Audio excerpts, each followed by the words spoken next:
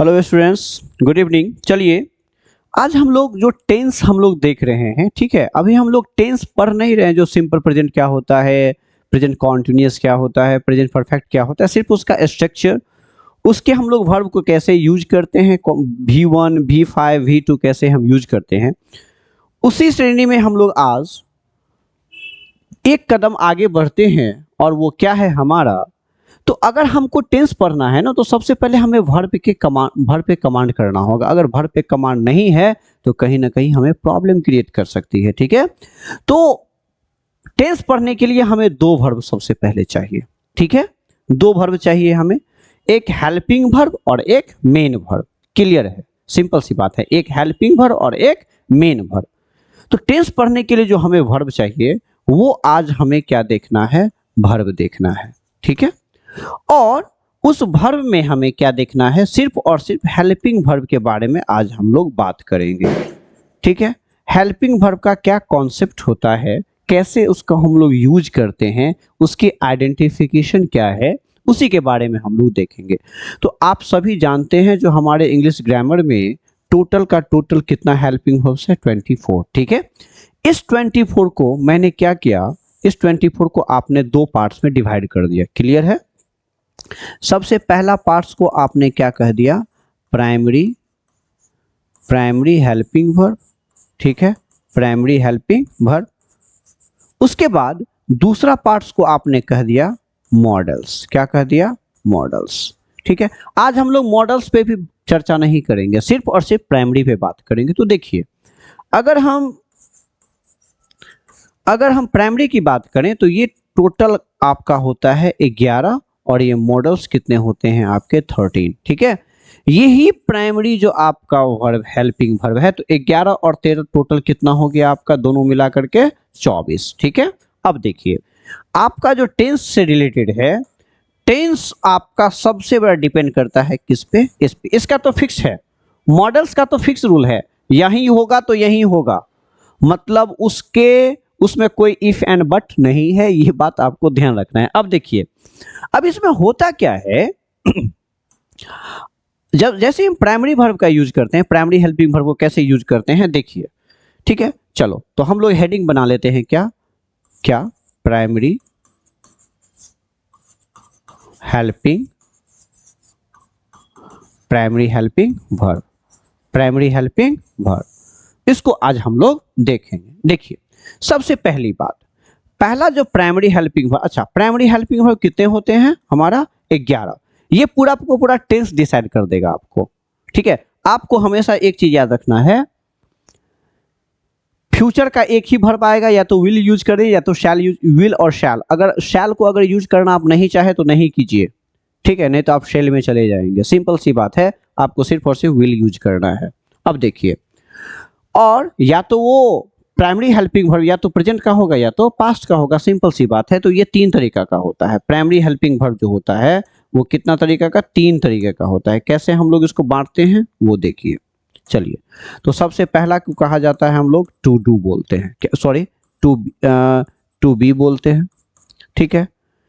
To be में क्या सब आता है आपका, इज, क्या आता है आपका, एम, आर, उसके बाद क्या आता है वॉज, उसके बाद क्या आता है आपका वर, ठीक है। ये टोटल का टोटल देखिए, इधर 3 और इधर 2, तो टोटल का टोटल कितना हो गया आपका 5। आपको याद क्या रखना है, जैसे ही अगर इज एम आर आता है तो इज एम आर हमेशा किस टेंस की आइडेंटिफिकेशन है, यानी कि प्रेजेंट की, ठीक है, किस टेंस के, प्रेजेंट के। और अगर वॉज वर आता है तो वो किसको आइडेंटिफाई करवाता है, पास्ट को। हमेशा ये चीज याद रखना है, इज एम आर आता है तो प्रेजेंट का, वॉज वर आता है तो पास्ट का, हमेशा ध्यान रखना है, ठीक है। चलिए, इसमें जो दूसरा होता है आपका, वो क्या होता है, टू हैव होता है। क्या होता है, टू हैव। टू हैव को भी मैंने दो पार्ट में बांट दिया, ठीक है। The first one is have and the second have, और sorry have, has, and the second one is had, okay। तो have और has हमेशा किस में यूज हो जाएगा, प्रेजेंट में यूज हो जाएगा, और had किस में यूज हो जाएगा, पास्ट में यूज हो जाएगा। ये बात आपको ध्यान रखना है, ठीक है। जब कभी भी हैव और हैज एज अ सब्जेक्ट के लिए यूज होगा तो हमेशा किसके लिए होगा, प्रेजेंट के लिए, और हैड हमेशा किसके लिए, पास्ट के लिए, ठीक है। आई होप कि ये आपको समझ में आ गया होगा, ठीक है। आगे देखते हैं, एक सेकेंड, चलिए इसको हम हटाते।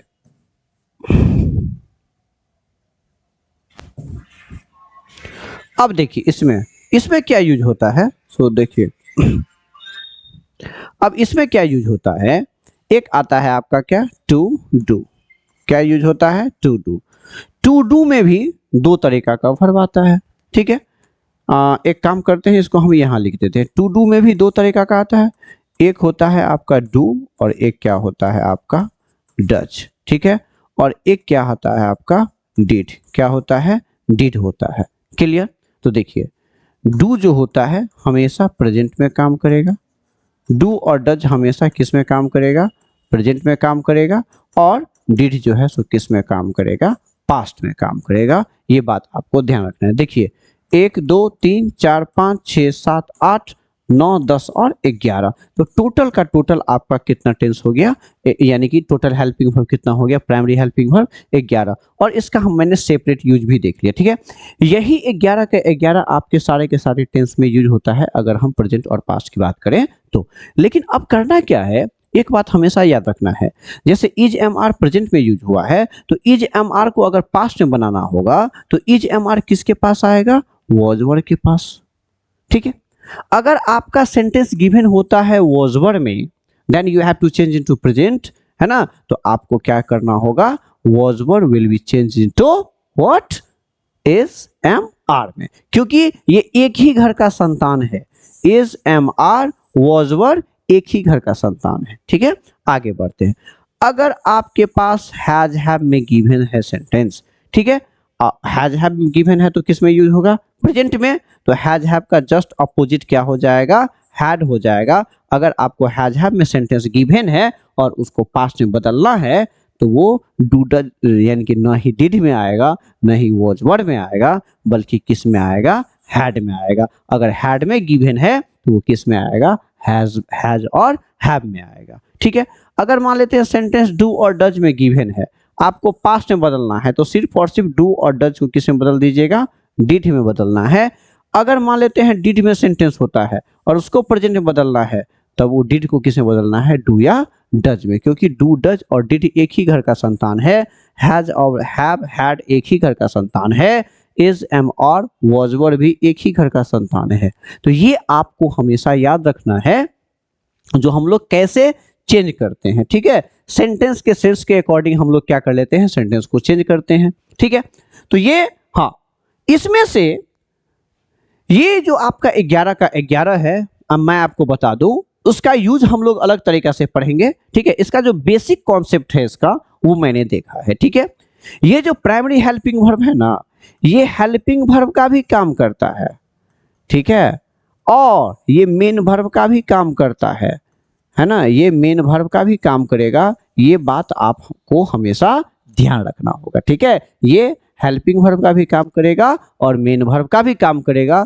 क्या सिचुएशन होगा, नहीं होगा, तब हम लोग देखेंगे, क्योंकि होता क्या है ना, वही V3 कभी आपका मेन वर्ब का भी काम करता है, वही V3 कभी आपका पार्टिसिपल का भी काम करता है, वही V4 कभी आपका सब्जेक्ट के लिए भी यूज हो जाता है, वही V4 कभी आपका ऑब्जेक्ट के लिए भी यूज हो जाता है, कभी वो नॉन बन जाता है, कभी वो जेरंड बन जाता है, कभी वो मेन वर्ब का काम करता है। तो यही कहलाता है the identification of the word. जब तक आपके पास वर्ड की आइडेंटिफिकेशन नहीं होगी तब तक आप टेंस या ग्रामर का कोई भी पार्ट्स नहीं पढ़ सकते हैं और नहीं समझ सकते हैं। तो ये बात आप हमको ध्यान रखना है, ठीक है। तो चलिए, आई होप कि ये आपको समझ में आ गया होगा, इसको अच्छे से ध्यान रखेंगे। चलिए, बहुत बहुत धन्यवाद।